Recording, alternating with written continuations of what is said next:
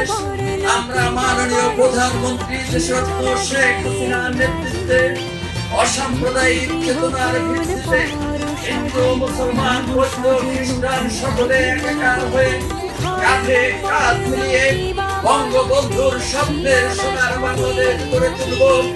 এই মহানবমীতে এই হোক আমাদের দৃঢ় প্রত্যয়।